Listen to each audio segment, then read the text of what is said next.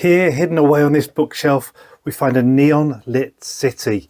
But is this cyberpunk world one that you should visit, or is it just a flashy gimmick? Watch this video to find out more.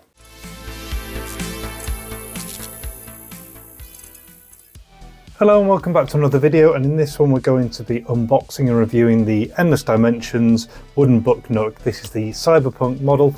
If you've not heard the term book Nook before, it's kind of a fairly trendy thing at the minute. It's kind of a wooden craft kit or diorama, to some extent even like a doll's house, but the difference is they're designed to sit on your shelf. So this one you can see over there, and just bring like a little bit of fun and a little bit of creativity to a room. As I've mentioned, I've already built this one because I actually got it for Christmas as a present, but I still have the box and all the contents that came with it. So what I'm going to do is I'll show you the box, show you the contents and how it all fits together, and then I'll grab that off the shelf and we'll have a look at all the features, and then when we've done that I'll give you my honest review at the end as to what I think about it.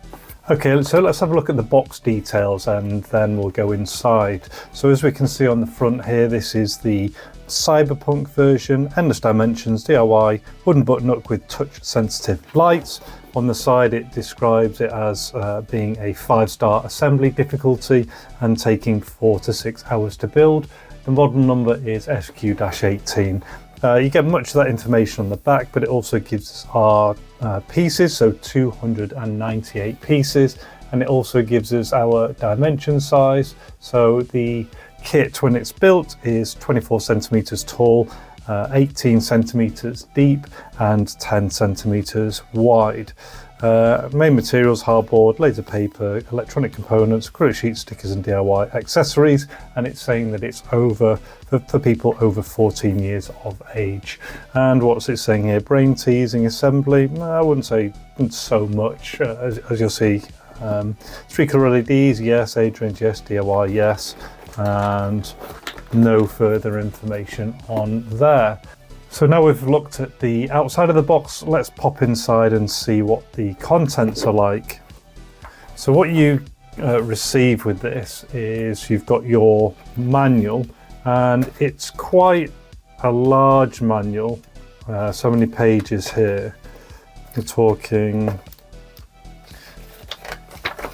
40 pages.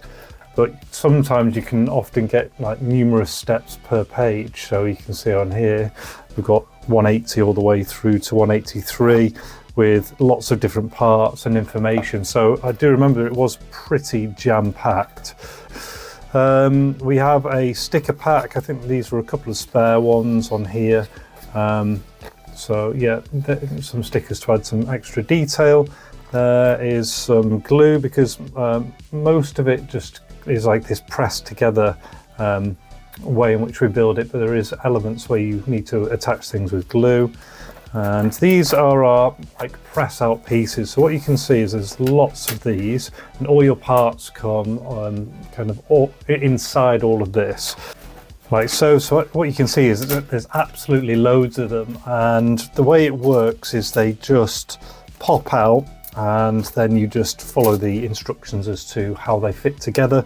But most of them it's just kind of, you know, the bits just slide in. So here's an example of popping one out here. So we've got this arm of some sort, and you would just push it out like so. They also give you a little tool in one of them, this thing here, which you can use to also like pop pieces out like that.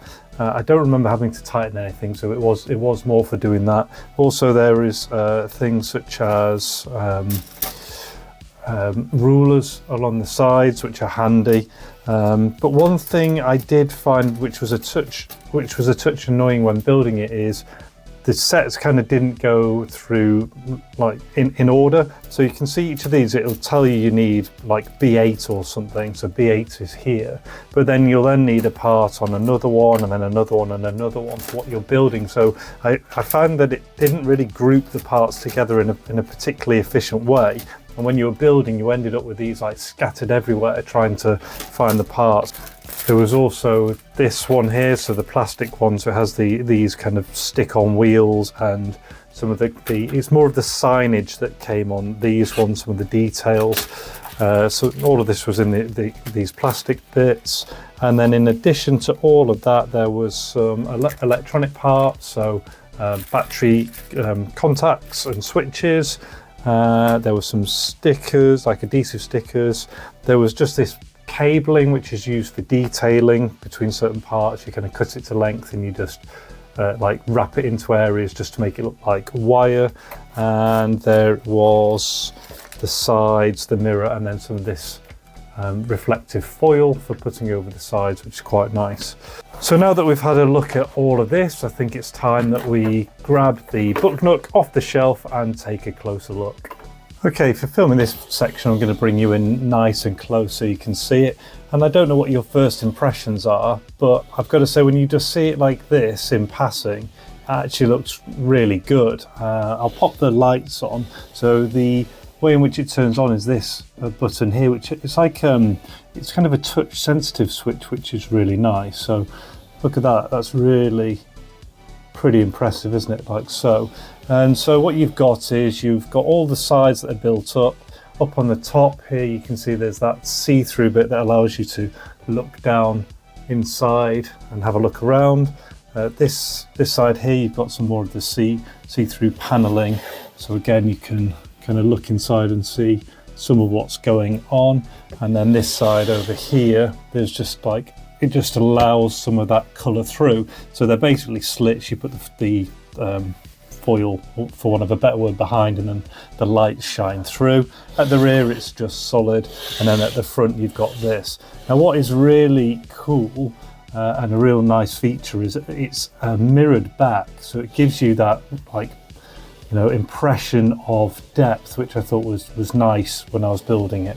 So you've got the LED lights, which are like press operated, as I mentioned, and they're controlled by from memory. Just see inside there, I think it's possibly 4 AA batteries, and with, like, you know, I just pop it on in the evening every now and then, and they haven't run out since. So let's try and show you a few of the features. So you've got things like a little cafe in there. There's like a little truck. You've got a crane up here at the top. Like a little vehicle there. There's a bar. And in fact, what I'll try and do is I'll try and take you on a little tour just inside. I'll try and use this camera up here. So what you can see is there's like a little rock bar here. There is like a vehicle up here, crane. At the back, it's just kind of a bit like accommodation or something you can see down there. On the other side, we've got this kind of transportation vehicle. Beneath it, there's like traffic lights and a welcome sign.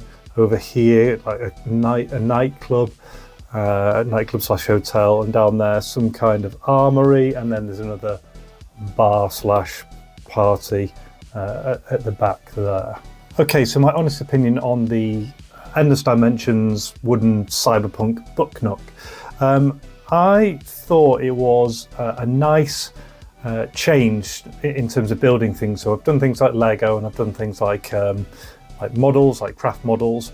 And so this was something a little bit different, you know, popping it out and putting things together. You know, in particular, the way in which the lighting works with the touchscreen is really nice. So I liked all of that kind of stuff, and I like the dimensions. I like the fact it brings something different on my shelf, and it works well with the room. But what didn't I like? So really, there's just two things. One of them was the part, and this is the main one, is that the theme was like a bit generic. It seems like the inside is just a higgledy-piggledy of things, for want of a better word. They've kind of just gone, oh, what have we got lying around? Yeah, we'll just throw all that together, and then we'll put some like different colours and neon colours in there and call it a cyberpunk city. It just, like, you know, in your head you just have visions of things like, you know, Blade Runner, and it all kind of tied together, whereas this one just, on closer inspection, just doesn't do that, which is a real shame. They've kind of really missed a trick. And the other thing is, I found, well, I didn't like the fact that the parts weren't kind of in a logical order and you'd have them everywhere. And finally, also, a few of the bits were a little bit tricky to put together. You'd bend, especially ones that you bend, they're prone to ripping, although to their credit on those, they did give you a spare one to use, so they're probably aware of that. But in summary, would I buy this again or another one of these? So the answer is I wouldn't recommend this one unless like you have a room to theme it with, and that's the reason why I got this one, because I was kind of going for like a retro vibe in the room, and one of a different theme wouldn't have worked. But what I would recommend checking out, because I think they're actually pretty cool, is I saw one that was like a library with like a mini T-Rex, and there's a big one as well. And once you've seen that, you'll kind of understand what I mean about this one being kind of like just higgledy-piggledy and thrown together, and some of them which are like absolutely like all tied in with a theme, and they look really good. So that's my thoughts. But what do you think? Would you add this book Nook or a book Nook to your room or collection? Let me know your thoughts in the comments, and if you liked the video, feel free to like or subscribe to show your support. There's lots of videos coming up, but in the meantime I'll put one up here or one up here that I'm sure you'll enjoy, and until then, all the best, take care and see you.